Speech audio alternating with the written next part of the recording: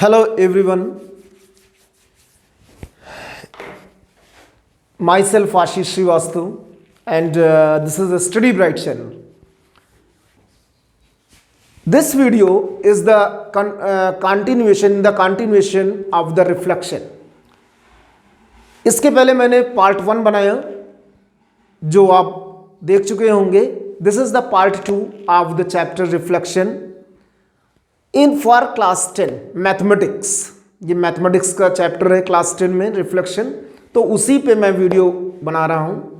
Part 1 में मैंने बताया था reflection through X axis, reflection through Y axis and reflection through origin with proof के साथ बताया था. In this video, I am going to tell you about reflection through a line parallel to x-axis or parallel to y-axis. तो दो line है यहाँ पे हमारे पास में, मतलब कि कोऑर्डिनेट एक्सिस आप जानते हैं, एक्स एक्सिस वाई एक्सिस. के पहले वाले वीडियो में ये भी बताया कि how we make the coordinate axis, ये एक्स एक्सिस वाई एक्सिस कैसे बनते हैं, ये भी मैंने बताया. आप जरूर देखिएगा वीडियो, उसमें आपको बहुत अच्छी नॉलेज मिलेगी, या कोई भी छोटे बच्चे पूछते हैं तो आप बता सकते हैं. इसमें प्रूफ मैं बता रहा हूं क्योंकि क्या होता है बच्चे इसको लर्न नहीं कर पाते हैं, तो लेकिन प्रूफ से जल्दी समझ जाते हैं. कोई मैथमेटिक्स वैसे भी बेस्ड ऑन द प्रूफ, तो प्रूफ बहुत ज़रूरी होता है. तो इसको मैं प्रूफ करने जा रहा हूं कि what image you will get of the point P after reflection through a line parallel to x axis. यदि कोई line parallel to x axis है, ये एक्स एक्सिस है और this line is parallel to x axis, then what is the image, coordinates of the image क्या होगा. सबसे पहले आपको पता होना चाहिए कि हमने बताया था इसके पहले वाले वीडियो में कि जो इमेज होती है, अगर हम किसी मिरर के सामने कोई ऑब्जेक्ट रखा होता है या आप ही खड़े हो, तो आपकी इमेज कहाँ बनेगी, मिरर के पीछे. और एट द सेम डिस्टेंस, जितनी डिस्टेंस पे आप खड़े हैं मिरर से, उतनी ही डिस्टेंस पे इमेज बन जाएगी मिरर से, ठीक है, और परपेंडिकुलरिटी होगी. तो सबसे पहले हमको क्या करना है, यहाँ P से एक परपेंडिकुलर लाइन ड्रॉ करनी है जो कि इस लाइन पे मिरर, ये दिस इज द मिरर, ये मिरर है. अभी मैं इस लाइन की इक्वेशन भी बताता हूँ. This is the mirror and then where the image will formed. तो इमेज इस P पॉइंट की इमेज हमने माना कि ये P डैश पे बन रही है, ठीक है. ये जरूरी नहीं कि किस क्वाड्रेंट में बन रही है, P जिस क्वाड्रेंट में होगा उसके अकॉर्डिंग बनेगी. ये जरूरी नहीं है कि ये फोर्थ क्वाड्रेंट में, ये फर्स्ट क्वाड्रेंट में हमेशा यही रहेगा, ऐसा नहीं है, कहीं भी हो सकता है. इसलिए हमने x, y लिया है, ना कोई नंबर लिया है. x, y में भी पॉजिटिव में भी निगेटिव बोथ हो सकते हैं. तो अब हमें तो मालूम नहीं है coordinates of the P dash, तो इसको लेट करना पड़ेगा. हमने लेट कर लिया अल्फा कामा बीटा, ठीक है. अब अल्फा की you have to find the value of alpha and value of beta in terms of X and Y, इसके टर्म में निकालना है. लेकिन सबसे पहले हमें यह भी पता करना होगा कि what is the equation of this line parallel to. जैसे एक्स एक्सिस की इक्वेशन क्या होती है, y is equal to 0, this is the equation of the X axis. उसी तरह equation of the line parallel to x axis क्या होती है, ये जिस पॉइंट से पास होती है ये लाइन वाई एक्सिस पे ही पास होगी, एक्स पे तो पास नहीं होनी है बिकॉज इट इज पैरेलल. तो two parallel lines never meets. तो ये जो डिस्टेंस है आपकी, ये डिस्टेंस किसकी डिस्टेंस कहलाएगी, वाई की डिस्टेंस कहलाएगी. तो the equation of this line will be y is equal to a, यानी हमारे पास इक्वेशन ऑफ लाइन मिल गई. कभी कभी कहते हैं कि the line passes through 2,3 and parallel to x axis. Line passes through 2,3 and parallel to x axis. तो इस लाइन की इक्वेशन क्या हो जाएगी, सिंपली आपको y का कोऑर्डिनेट ले लेना है क्योंकि x के कोऑर्डिनेट से कोई मतलब नहीं है. जब ये लाइन 2,3 यानी यहां कहीं होगा 2,3, या यहीं कहीं होगा, या यहीं कहीं होगा 2,3, तो ये लाइन जो है 2,3 से पास हो रही है, तो y की वैल्यू 3 है, इसका मतलब ये डिस्टेंस हमारी 3 है. तो this is the equation of the line. चलिए, ये इक्वेशन ऑफ लाइन में है बहुत ज्यादा, इसको बाद में बताएंगे. पहले आप ये समझिए कि ये इक्वेशन ऑफ लाइन जो एक्स एक्सिस के पैरेलल होती है उसकी हमेशा y is equal to a number, कोई नंबर होगा, वो निगेटिव हो सकता है, पॉजिटिव हो सकता है, दैट डजंट मैटर. तो y इज इक्वल टू 2 भी हो सकता है, y इज इक्वल टू -2 भी हो सकता है, y इज इक्वल टू 3 भी हो सकता है, y इज इक्वल टू -1/2 भी हो सकता है, एनी रियल नंबर। अब बात करते हैं इसकी इमेज की। हमने बताया था कि ये जो इसके पहले वाले वीडियो में कि the line joining P and P' मतलब ये ऑब्जेक्ट और image, this is perpendicular on the mirror and also bisected by the mirror. Suppose करिए ये O पॉइंट नहीं ले रहे हैं, ये M पॉइंट ले रहे हैं, M पॉइंट पे बाइसेक्ट कर रहे हैं। तो क्या आपको पता है कि कोऑर्डिनेट्स ऑफ M पता कर सकते हैं? कोऑर्डिनेट्स ऑफ M पता कर सकते हैं, बड़े बहुत ही आसानी से पता कर सकते हैं।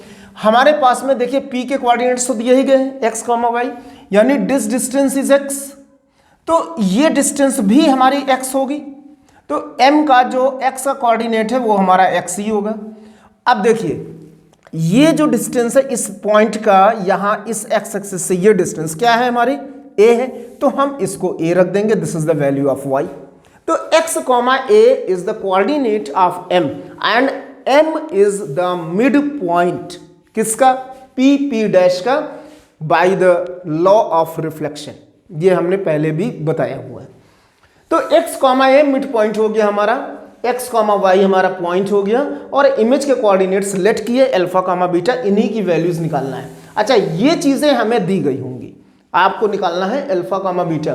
तो हम फॉर्मूला प्रूफ करने जा रहे हैं कि व्हाट इज द कि coordinates of alpha and coordinates of beta. तो using mid point formula you can use alpha plus x by 2 is equal to x। तो what you will get? The value of alpha is x। Similarly beta plus y upon 2 is equal to beta plus y upon 2 is equal to a। तो it will be beta plus y 2a और beta is equal to minus y plus 2a। मतलब हमारे ये coordinate जो P dash के हैं x, minus y plus 2a, this is the, ये coordinates हो गए। यानी कि दिस इज द फॉर्मूला। ये इमेज है, किसकी इमेज है? x, y की इमेज है। कहां पे? इस लाइन पे, y is equal to a पे। तो हम डायरेक्टली इसको यूज कर सकते हैं फॉर्मूले में, ये प्रूफ है। तो आप फॉर्मूला अगर लिखना चाहते हो तो दिस इज द प्रूफ, और फॉर्मूला अगर लिखना चाहते हो तो आप ऐसे लिख सकते हैं Px, y reflection through y is equal to a, it will be P dash x, minus y plus 2a। This is the formula. अब देखिए एक एग्जाम्पल भी इसमें हम आपको बता रहे हैं कि कैसे यूज करते हैं। मान लीजिए आपके पास एक पॉइंट है P -3, 2। अब आपको इसको y इज इक्वल टू -4 पे रिफ्लेक्ट कराना, वो पॉजिटिव नेगेटिव कुछ भी हो सकता है। तो what will be the image? तो simply x is equal to, हम इसको और भी एलिब्रेट कर देते हैं। x इज इक्वल टू -3 है, y इज इक्वल टू 2 है, और a इज इक्वल टू -4 है। ये a की वैल्यू है, ये x की वैल्यू है, ये 2 y की value. Simply you have to put here. तो x की वैल्यू -3, माइनस y मतलब -2 माइनस y, तो ये 2 है तो -2 प्लस 2 इंटू a की वैल्यू -4, तो it will be -4 and then you will get -3 -2 -8 -10। This is the, ये पॉइंट P डैश हो गया कि -3, 2 का रिफ्लेक्शन अगर हम देखें y is equal to -4 line पे, तो इट विल बी -3, -10। अब according to formula you can see the value of x does not change, ये नहीं चेंज हुई, -3 यहां पे भी है, -3 यहां पे भी, but value of y coordinate is changed, -y plus 2a, this will come -10। तो this is the use, this is the formula, and according to formula you can do the questions. इससे बहुत क्वेश्चन आते हैं। अब next है आपका, जैसे parallel to x axis है वैसे ही पैरेलल टू y एक्सिस भी होगा। अगर हम पैरेलल टू y एक्सिस करें तो जैसे मान लीजिए कि कोई एक लाइन है जो कि पैरेलल टू y एक्सिस है, ये कोई भी पैरेलल लाइन ऑलवेज अगर ये पैरेलल है तो कभी इंटरसेक्ट नहीं होंगी, जिस लाइन के पैरेलल है वो दोनों लाइन आपस में इंटरसेक्ट नहीं होंगी। तो ये पैरेलल है इसके। अभी हमने बताया कि ये अब नहीं इंटरसेक्ट, तो इसकी y की कोई वैल्यू भी नहीं होगी, सिर्फ x की वैल्यू होगी। और ये अगर हमने लिया a,0, so for example a,0 on the x axis, तो the equation of line is x is equal to a। Okay, this is the line. अब ये a पॉजिटिव भी हो सकता है, निगेटिव भी हो सकता है, यानी इधर से भी लाइन जा सकती है। तो a positive negative doesn't matter. Now we take one point. अब एक पॉइंट हम ले रहे हैं, जैसे मान लीजिए एक पॉइंट P लिया, अभी जैसे उसमें लिया था, हम इधर भी ले सकते हैं, इधर भी ले सकते हैं, कहीं भी ले सकते हैं, उससे कोई प्रॉब्लम नहीं होती। That is why we are taking only x and y। x and y may be negative, may be positive, कोई दिक्कत नहीं है। अब इसकी इमेज इस लाइन पे बननी है, तो कहां बनेगी जाकर के आपके हिसाब से? ये तो मिरर हो गया, this is mirror and this is object. तो जितना हम ऑब्जेक्ट से मिरर जाएंगे उतना ही और मिरर से ऑब्जेक्ट भी, वो मिरर से इमेज भी बनेगी जाके।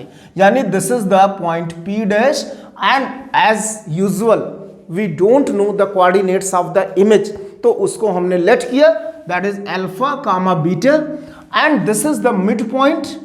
अब ये मिड पॉइंट हो गया। Can you tell the coordinates of him? क्या बता सकते हैं कि कोऑर्डिनेट्स ऑफ हिम क्या होगा? बिल्कुल बता सकते हैं, जैसे पहले बताया था। ये आपकी डिस्टेंस कितनी है? ओरिजिन से ये डिस्टेंस a है, तो यानी कि ये हमारा a हो गया।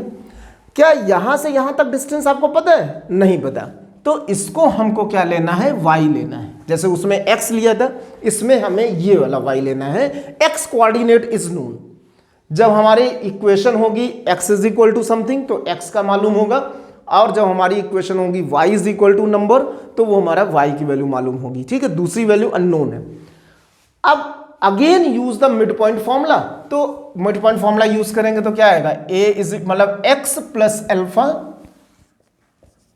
By 2 is equal to a, mid point. Okay, then x plus alpha is equal to 2a और अल्फा इज इक्वल टू, देखिए उसी तरह से आ रहा है, वहां माइनस वाई प्लस 2a आया था, यहां माइनस एक्स प्लस 2a आया। इसका मतलब जो y का कोऑर्डिनेट आएगा वो क्या आना चाहिए? बताइए।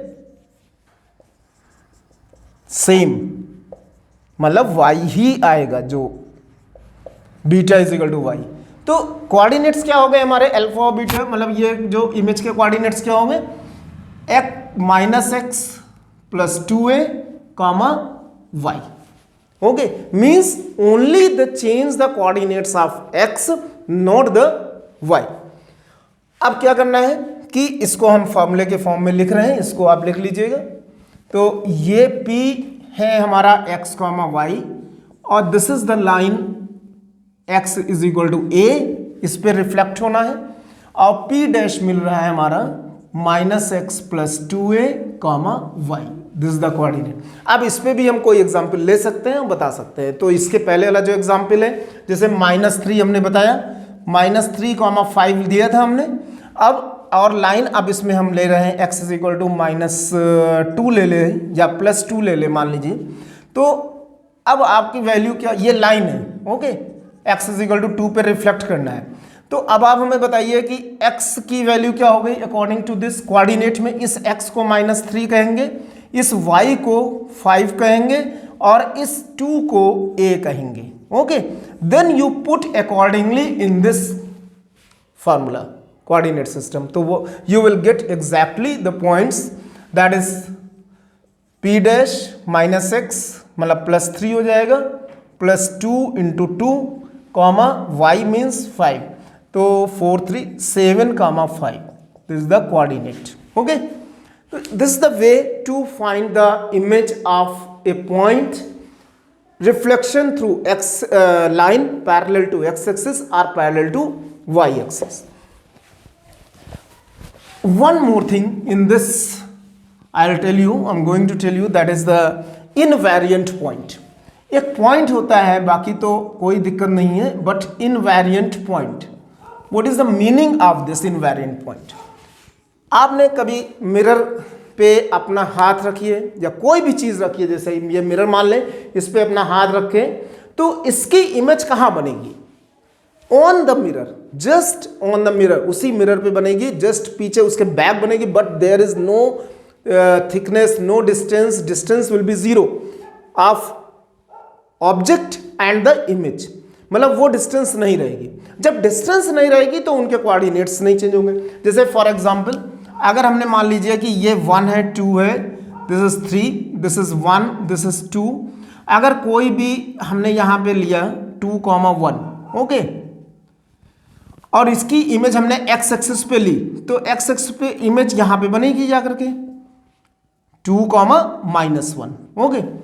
लेकिन अगर यही पॉइंट को अगर हम इस एक्स एक्सिस पर ले लें, मतलब दैट इज 2,0, अगर हमने ये पॉइंट लिया 2,0 और इसी एक्सिस पे ही इसको रिफ्लेक्ट करा दें, मतलब अब एक्स एक्सिस ही मिरर है और 2,0 इज द पॉइंट, तो where you will get the image on the same axis, यानी the coordinates of the image will not be changed, इसमें ये चेंज नहीं होगा कोऑर्डिनेट्स ऑफ द इमेज, 2,0 तो 2,0 ही रहेगा। यानी कि coordinates of object and coordinates of image both are same. Such type of point is known as the invariant point, इसे ही इनवेरिएंट पॉइंट कहते हैं। अगर कोऑर्डिनेट्स चेंज हो गए दोनों के, मतलब कुछ भी चेंज हुआ, हल्का फुल्का भी माइनस भी हुआ, तो वो इनवेरिएंट पॉइंट नहीं है। तो इसका ज़्यादा विशेष ध्यान रखें।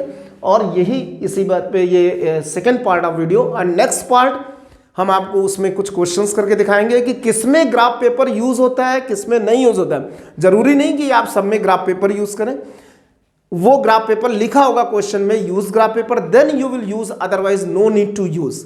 ठीक है, तो इसको अगले पार्ट में हम बताएंगे, पार्ट 3 में। पार्ट 1 जरूर देखिएगा, पार्ट 2 तो आप देख ही रहे हैं, तो पार्ट 3 में आपको बताएंगे नेक्स्ट, तो that will be the concluding part. Thank you so much.